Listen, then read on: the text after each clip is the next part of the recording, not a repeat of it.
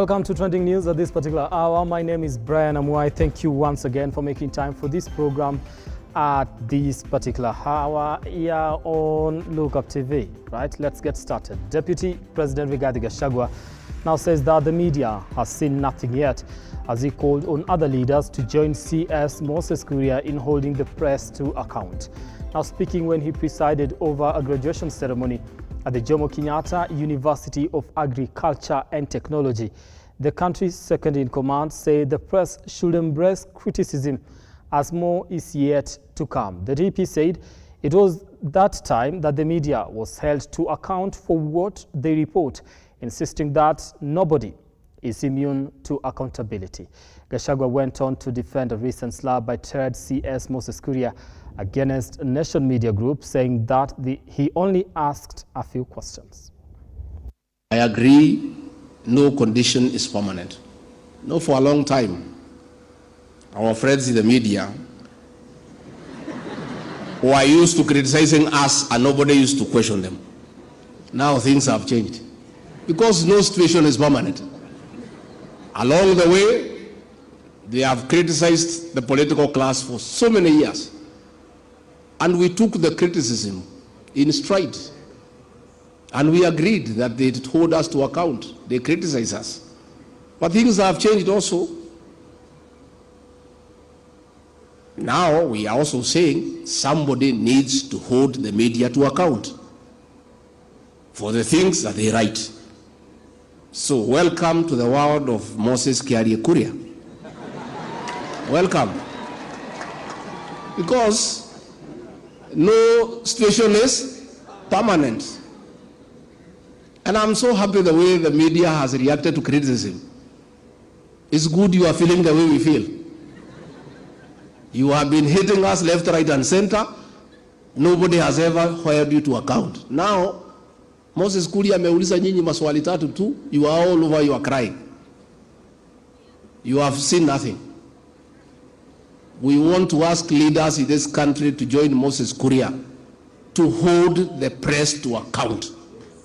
They must be accountable for what they write and what they say. And if they write lies, they must be countered with facts. There is nobody who is immune to accountability. Everybody must be accountable for your actions. And the same way, the courts have been persuaded to gag Moses Kuria from holding the press to account. I want the same courts, when leaders go to court and ask them to restrain the media from criticizing leaders, the same courts must give same orders so that we are fair. We must have equity and fairness. What is good for Nation newspaper must be good for Moses Kuria. This is a new world. So watu ya media karibuni kwa hii Kenya mpya, tutazoeana pole pole. Mnatugonga hapa kidogo, tunagonga nyinyi saa 8. Sasa nyinyi Kuria amegonga nyinyi kidogo, sasa na nyinyi mtugonge kesho, na sisi tugonge nyinyi kesho kutwa, siku zinaenda. And we get to learn to stay with each other. But you must now be accustomed to that new way of doing things. You have been having a few days for too long. You must take responsibility for what you write. You must be accountable for what you say. From that, Senate Speaker Amason Kingi has called on a special sitting of the Senate to consider the report of a special committee formed to investigate Siaya Deputy Governor William Oduol following his impeachment by the Siaya County Assembly. Now, in a Gazette notice dated 22nd June, Kingi wants senators to consider the report of the special committee on the proposed removal from office by impeachment of the Deputy Governor of Siaya County.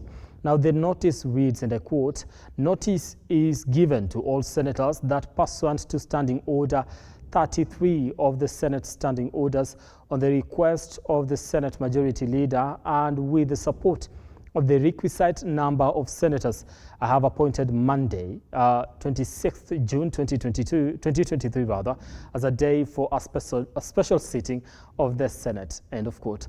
Now, the sitting will be held on Monday afternoon in the Senate chamber beginning 2:30 p.m.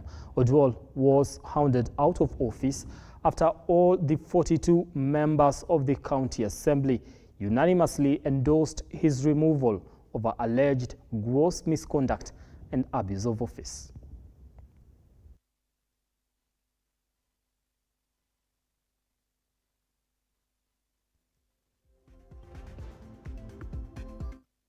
Now, the Okoa Uchumi campaign has today joined residents of Mukuru Kwanjenga at St. Mary's Catholic Church Hall in giving their views on the budget policy and finance bill 2023.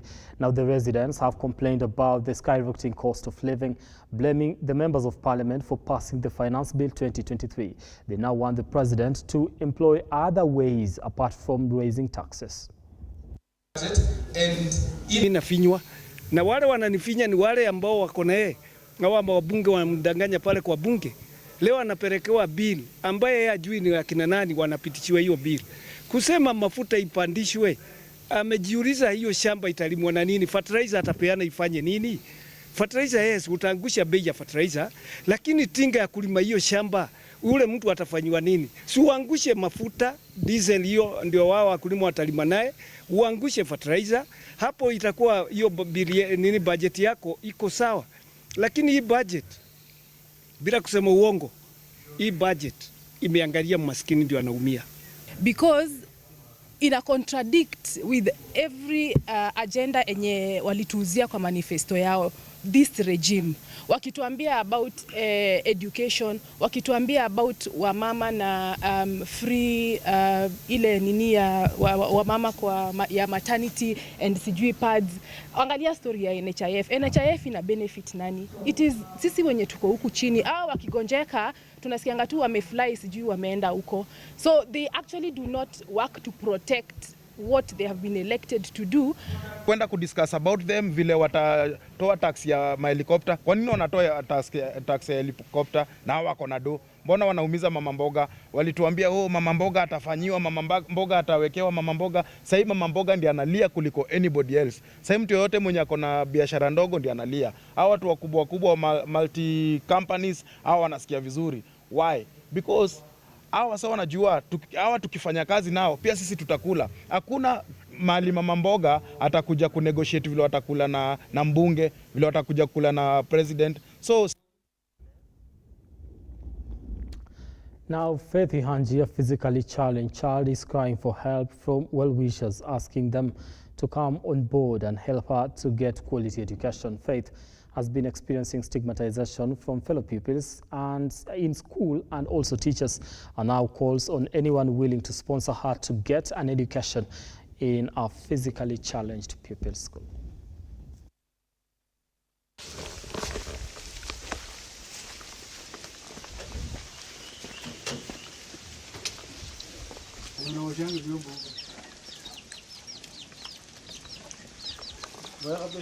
Huyu mtoto Faith Haji alisaliwa tu na afya mzuri, lakini kwa wakati kwa muda mfupi akapata ajali,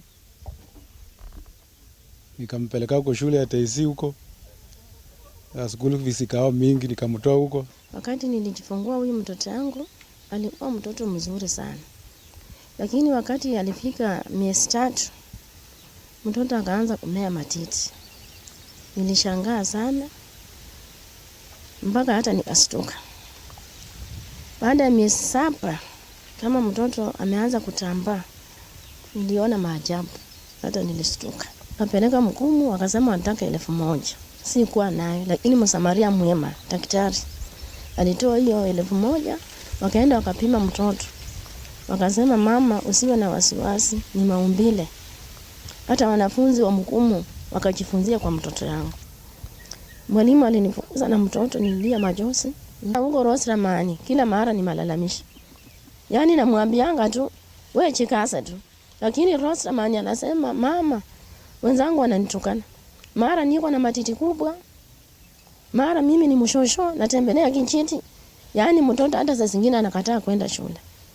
Sasa mimi naweza omba tu mtu yoyote, hata serikali mwenye ananisikiliza, kama naweza pata ako sponsor wanisaidie, hata walemavu wanasoma. Wananitusi, wanasema mimi ni mshosho, niko na matiti kubwa, niende nyumbani nipikie watoto wangu na bwana yangu, niwapikie chakula na watoto wangu waende shule. Na hata walimu wananitusi, wananiambia mimi ni mshosho, nikae nyumbani. Sasa naomba mnisaidie, mnipeleke shule ya walemavu kama mimi.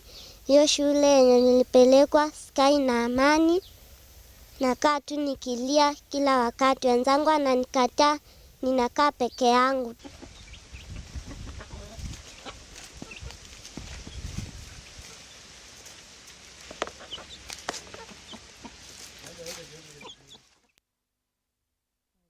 Suspects, including 2 foreigners, are in custody following the recovery of a consignment of cocaine weighing 24 kilograms and ketamine weighing over 1,200 kilograms. Now, the drugs valued at approximately 121 million Kenya shillings were recovered last weekend by the anti-narcotic detectives based at DCI headquarters. Now, following intelligence leads, now the recovery of the drugs at a house in Gara was preceded by the interception of a motor vehicle registration number KDE 868 and Nissan X-Trail along Wangari Maathai Road on June 17th.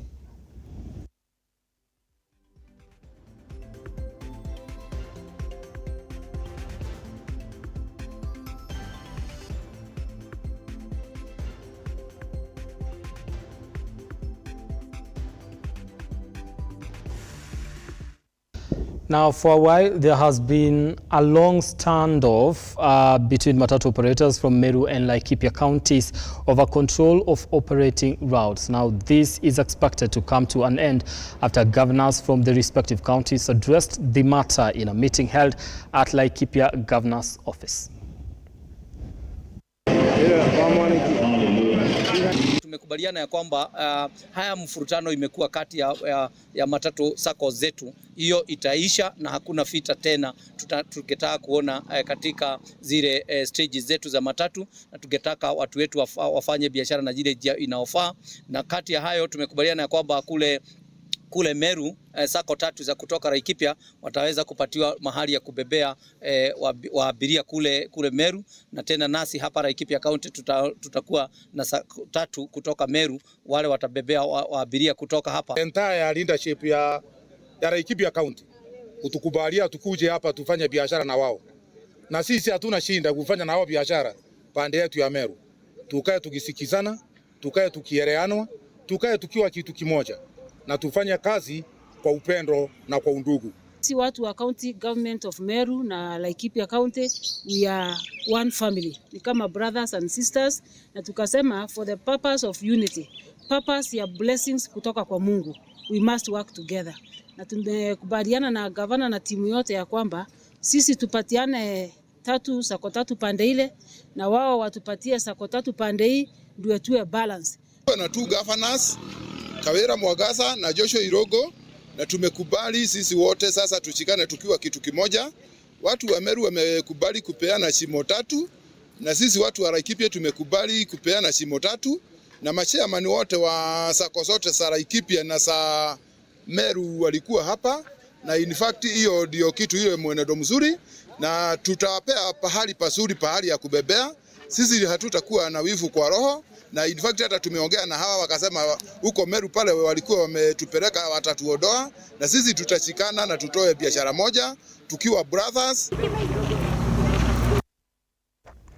Now, traders in Kajiado town have suffered greatly by the shortage of ripe bananas caused by the extreme long-term drought in Kajiado County. Now, this has caused the price of bananas to double. Now, the shortage has contributed to huge losses among the traders due to customers boycotting the products.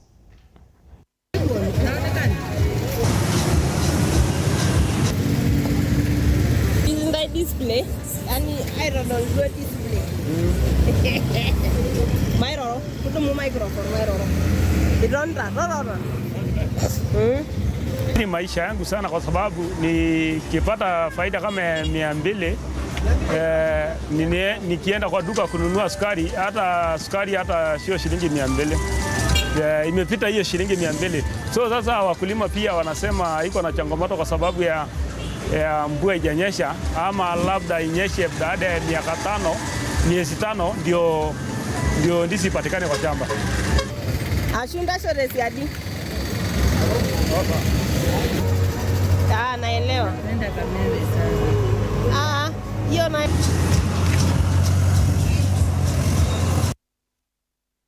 Now, at least 600 farmers from Shamata ward in Nyandarua County have benefited from the dairy, goats and heifers improvement program that is aimed at increasing milk production and household income.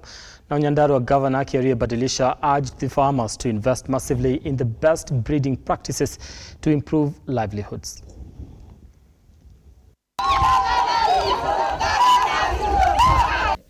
Leo tuko hapa Shamata Ward Karandi tuki-launch. Tulikuwa hapa mwezi jana tukapeana mbuzi na sasa tumekuja kuongezea vikundi zingine kama 30 mbuzi za maziwa. Ni kwa sababu tumeona hapa watu wenye wako bidii, climate hapa si mbaya sana, lakini nyasi huwa inamea wakati wa jua inakauka bila kusaidia mtu yote. Na ndio tukaona ni njia gani tutafufiri promise yetu ile tulisema ya kwamba tutaweka pesa katika mifuko ya watu wetu katika hii program ya bottom up. Na wale watu wa bottom hapa wengi ni wakulima. Na ndio tukakuja na project hii ya kupeana mbuzi na ya kupeana ng'ombe, kwa sababu hatua nyingine itakuwa ni kujenga factory ya maziwa. Na hatutaki factory ya maziwa iwe maziwa inatolewa Kiambu ama inatolewa kwingine. Tunataka wakulima wao wa hapa pia wa participate kuleta maziwa katika aggregation center ambazo tutazitengeneza, na tayari tumeanzisha mpango iko, tuko na pesa ya kutengeneza aggregation center. Kwa hivyo tunahatarisha wakulima wetu wawe tayari.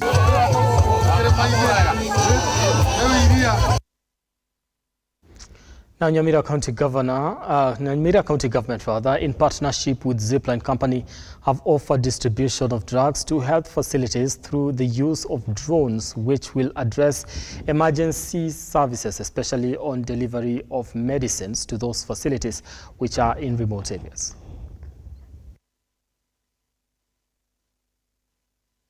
They had to reach areas where they have challenges of storage. So you find that some facilities cannot even store blood, they cannot store vaccines, and this is because they have challenges of storage, whether it's electricity, whether it's even the gadgets themselves, let's say the fridges. So we support them in that, strengthening the health system in that regard. The other advantage for using Zipline services for the counties is to ensure that there are no wastages.